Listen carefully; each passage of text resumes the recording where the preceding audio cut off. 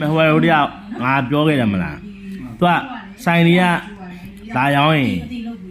သူကပြန်တယ်ဟိုအငှက်ကျန်းတာလေဟာလေ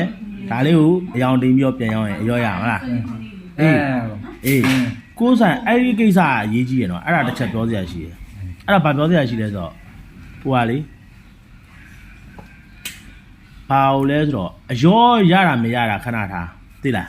ဟုတ်ဒီဟာဆို तू ကဆံငယ်အားပဲထင်ပြီးတော့တန်းဘာမှမစစ်မစေးပဲနဲ့ဝယ်လိုက်တာလေအဲ့တော့တကယ်လို့ तू ကအဲ့ဒါကိုမသိဘူးကွာ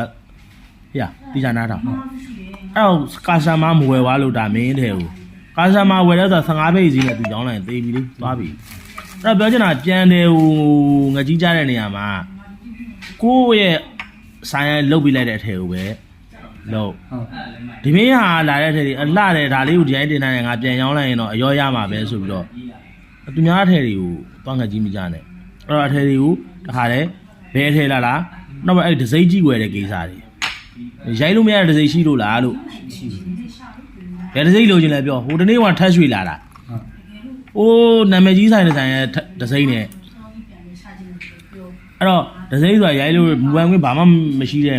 နိုင်ငံမှာမင်းတို့ဒစိမ့်ကိုကြီးကွင်းရင်ရှောက်ပြီးကြည့်မနေနဲ့တစ်ဖြတ်ဝယ်တွေ့ရဒါ white ဟိုးနဲ့လောက်ထားတဲ့ဥစ္စာ